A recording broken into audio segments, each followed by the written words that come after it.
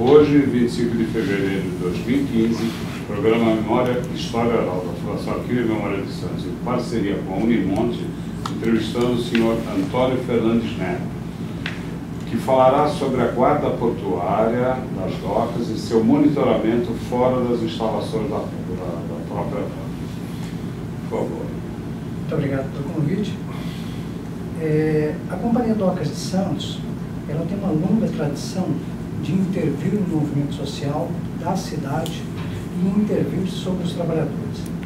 Isso, por exemplo, ela foi criada em 1890 e teve uma concessão até 1980, até dia 7 de novembro de 1980. Quando as docas chegam aqui, ela já chega se enfrentando com parte da população da cidade, com os donos dos trapiches. E tem uma guerra entre a nascente Companhia Docas e os velhos donos de trapiche. Se enfrentou com os carroceiros, que eram os transportistas. Ela tem toda uma trajetória de luta, de enfrentamento com a população e de repressão, inclusive, dos trabalhadores. Nós temos história de greves com 8 mortos na cidade, uma greve que durou 27 dias. Então, essa é a história das docas. Mas nós não vamos falar muito disso aí, nós vamos falar especialmente a partir no período que tem a ver com o golpe de 64. Prévio ao golpe de 64, com o IPS e o IBAD, quem financiava, entre os vários financistas desses dois institutos, golpistas, estava Eduardo Guingue, dono da Companhia Docas de Santos. Então, quando vem o golpe, não é só contra o Jango que eles dão o golpe. As docas não está somente contra o Jango, ela também está contra as condições de vida e trabalho que tinham os doqueiros e os estivadores. O Fernando Teixeira, que é um pesquisador da Companhia Docas e do Porto, ele no livro dele ele mostra o conjunto de perdas que tiveram os trabalhadores nos anos da ditadura. Então o golpe veio essencialmente para reduzir o salário dos trabalhadores e dos doqueiros. Dos doqueiros, aliás, e dos estivadores.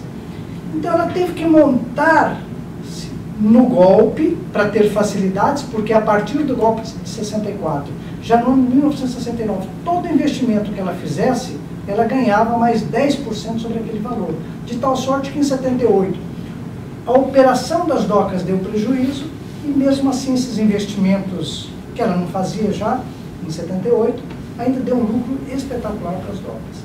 Então, ela ganhava do ponto de vista econômico e superexplorava os trabalhadores. Agora, não se superexplora os trabalhadores do nada. É preciso criar uma estrutura para isso. E a estrutura que ela criou foi o Departamento de Segurança Interna que ela tinha. Esse Departamento de Segurança Interna, aparentemente, era das docas. Não, ele atuava sobre o conjunto da cidade e se relacionava estreitamente com os órgãos de repressão. Isso, inclusive, foi depois, quando as docas passou a ser uma empresa estatal, a Codesp, e continua assim. Eu tenho em mãos aqui um informe de 83, já é a Codesp, e são informes que a Codesp faz e manda para a Agência de Segurança da Portobras, Agência Central do SNI, para o Ministério do Trabalho, para todos os órgãos de vigilância desses órgãos, CNMAR, Marinha, CISA, CIE, todos esses órgãos, Polícia Federal. Então, o monitoramento, quem fazia era a Companhia de Docas. Sobre os seus trabalhadores, não é só sobre os seus trabalhadores. Nós temos um monitoramento aqui de 1969, que é um pedido do Departamento é um pedido da Capitania dos Portos, querendo saber sobre um trabalhador que não é das docas, ele é estivador, o Nicanor José da Silva.